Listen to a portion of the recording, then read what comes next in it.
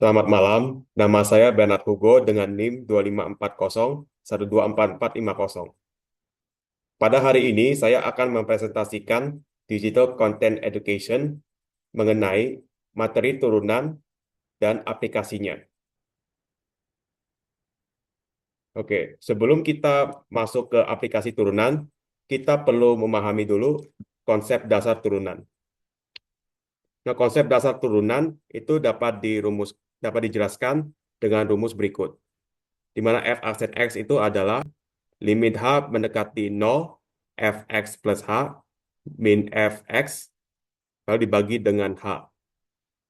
Atau bisa juga didefinisikan dengan rumus, di mana Y aksen sama dengan DY per DX sama dengan AX pangkat N. Dan ini adalah bentuk persamaan yang aslinya. Lalu jika diturunkan, itu akan dapatkan Y aksennya adalah A kali N dengan X pangkat N min 1. Jadi ini bilangan pangkatnya itu dikurangkan dengan 1, lalu dikalikan dengan bilangan pangkatnya itu dikalikan dengan persamaannya.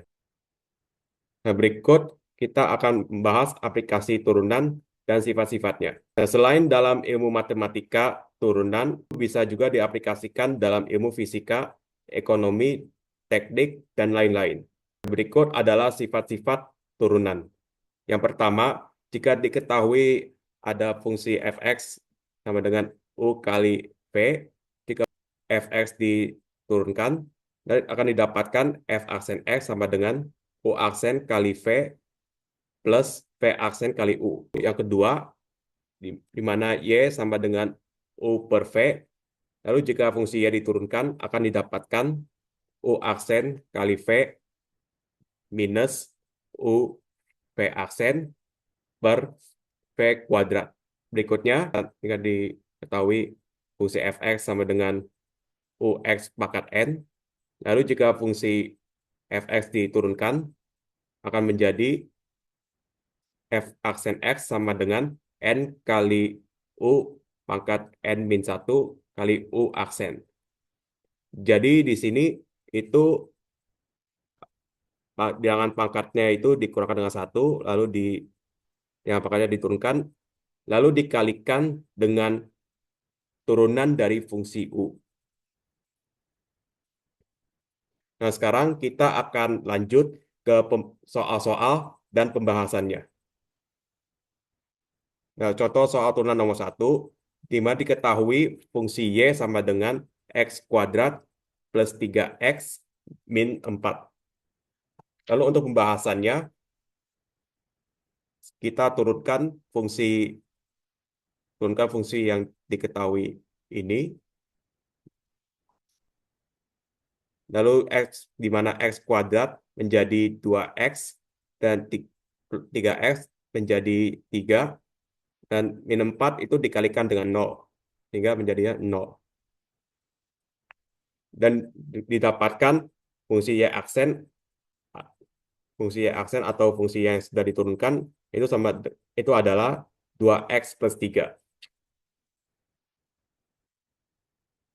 Selanjutnya, kita akan membahas aplikasi diferensial atau turunan pada fisika. Dan dalam ilmu fisika, diferensial atau turunan itu sering digunakan pada materi kinematika dan kelistrikan. Selama kita di SMA, kita mempelajari materi fisika, posisi, kelajuan, dan percepatan dengan materi turunan dan integral. Yang pertama ada posisi, di mana dipresentasikan dengan variabel X atau S, di mana posisi itu adalah panjang lintasan suatu objek pada waktu tertentu dan dapat disebut sebagai perpindahan. Posisi merupakan besaran vektor dengan satuan internasionalnya adalah meter. Nah, rumus posisi itu dapat didefinisikan sebagai berikut, di mana S sama dengan V kali T, atau dalam bentuk integral, yaitu S sama dengan integral V dt. Selanjutnya untuk kelajuan, di mana kelajuan adalah kelajuan suatu objek yang bergerak terhadap jarak yang ditempuh per satuan waktu. Nah, kelajuan itu merupakan besaran skalar dan di mana rumus kelajuan itu dapat didefinisikan sebagai berikut. Di mana V sama dengan S per T atau dalam bentuk diferensial itu V sama dengan ds per dt. Atau jika diketahui fungsi fungsi dalam bentuk X itu adalah V sama dengan dx per dt. Jadi kalau bisa dilihat ini V itu kalau untuk menentukan kelajuan itu adalah turunan dari posisi. Lalu kalau posisi itu adalah integral dari kelajuan. Berikutnya untuk percepatan. Nah, percepatan itu merupakan perubahan kecepatan suatu objek per satuan waktu. Definisi dari percepatan secara diferensial itu adalah A sama dengan dv per dt. Lalu di mana percepatan itu adalah diferensial atau turunan dari kelajuan.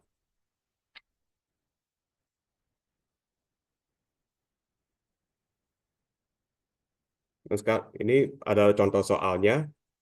Contoh soal pertama, di mana ada sebuah pesawat jet sedang melaju di sepanjang lintasan udara.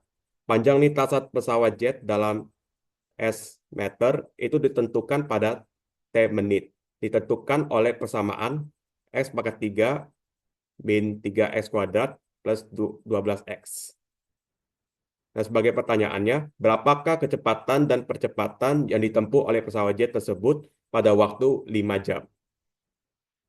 Nah, untuk pembahasannya, yang pertama, kita mengubah variabel X ke T. Karena sehingga persamaannya itu menjadi Ft sama dengan T pangkat 3 min T, 3T kuadrat plus 12T. Nah, berikutnya kita mengubah waktu dari satuan jam ke menit, di mana T itu sama dengan 5 jam, yang berarti itu sama dengan 300 menit. Berikutnya kita akan menentukan persamaan kecepatan pesawat jet. Nah, diketahui fungsi F, dapatkan fungsi Ft-nya, lalu di mana untuk kecepatannya atau kelajuannya, itu kita turunkan fungsi Ft, yaitu sehingga menjadi 3, 3T kuadrat minus 6T plus 12. Nah, sekarang kita akan menentukan kecepatan pesawat jet pada waktu 5 jam atau 300 menit. Jadi kita masukkan nilai 300 sehingga didapatkan nilai V adalah 268.212. Jadi kecepatan pesawat jetnya itu adalah 268 268.212 meter per second. Nah, berikutnya kita akan mencari percepatan yang ditempuh oleh pesawat jet.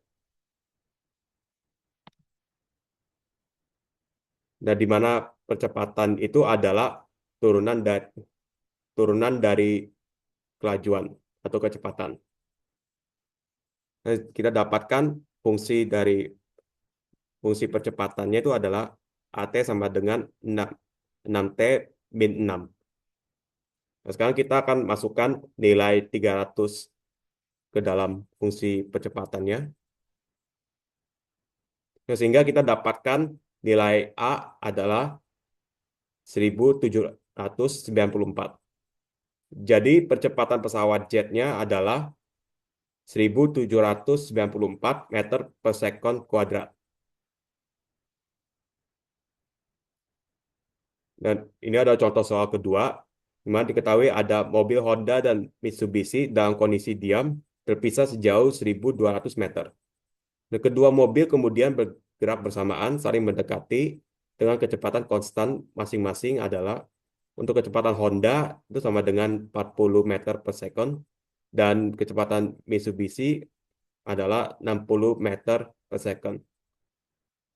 Nah, sekarang kita akan menentukan 3 bagian berikut, di mana bagian pertama itu waktu yang diperlukan kedua mobil untuk saling berpapasan, dan yang kedua adalah jarak mobil Honda dari tempat berangkat saat berpas-pasan dengan mobil Mitsubishi. Dan bagian C adalah jarak mobil Mitsubishi dari tempat berangkat saat berpas-pasan dengan mobil Honda. Nah, sekarang kita lanjut ke pembahasannya. Yang pertama, kita akan menentukan waktu yang diperlukan kedua mobil untuk selesai berpas-pasan dulu. Di mana konsep dasar posisi itu adalah S sama dengan V kali T. Nah, sehingga itu adalah S sama dengan, di mana V-nya itu adalah V kecepatan Honda dan kecepatan Mitsubishi.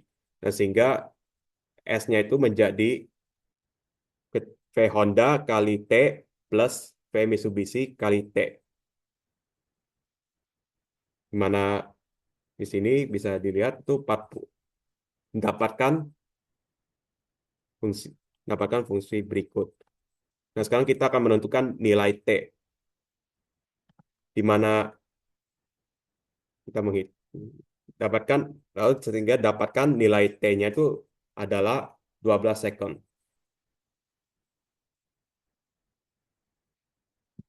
Yang kedua, kita akan menentukan jarak mobil Honda dari awal berangkat hingga bertemu dengan mobil Mitsubishi. Di mana ini ada jarak mobil Honda-nya itu adalah kecepatan Honda dikali dengan waktu. Nanti kita dapatkan nilai waktunya itu adalah 12. Kita kalikan dengan kecepatan Honda, sehingga dapatkan jarak mobil Honda-nya itu adalah 480 meter. Berikutnya untuk bagian C, yaitu kita akan menentukan jarak mobil Mitsubishi dari awal berangkat hingga berpas-pasan dengan mobil Honda. Kita akan menentukan jarak mobil Mitsubishi yaitu dengan mengalihkan kecepatan Mitsubishi dengan waktu. Sehingga didapatkan jarak mobil Mitsubishi adalah 720 meter.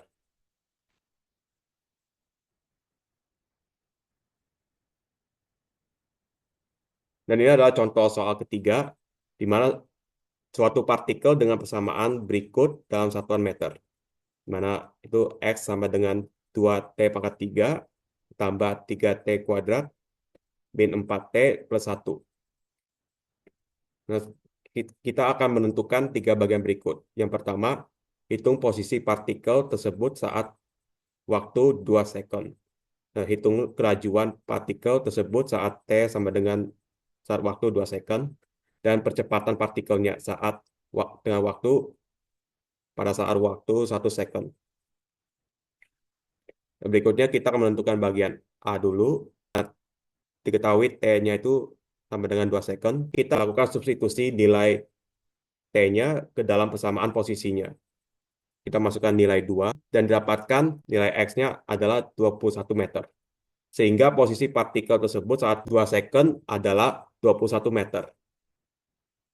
Berikutnya untuk bagian B, di mana kelajuan itu adalah turunan pertama posisi. Maka untuk menentukan persamaan kelajuan, kita menurunkan persamaan posisinya. Kita dapatkan persamaan kelajuannya berikut. Berikutnya kita masukkan nilai T sama dengan 2 second. Dan didapatkan kelajuan partikel tersebut saat 2 second adalah 32 meter per second. Nah, terakhir kita akan menentukan percepatan partikel saat 1 second. Di mana percepatan itu ada turunan kedua dari posisi atau turunan pertama dari kelajuan. Persamaan dari kelajuannya kita turunkan sehingga dapatkan persamaan percepatannya adalah 12T plus 6.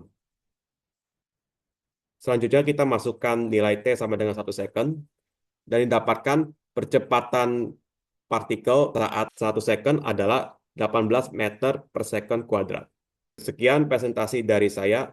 Mohon maaf jika ada kesalahan. Sekian dan terima kasih.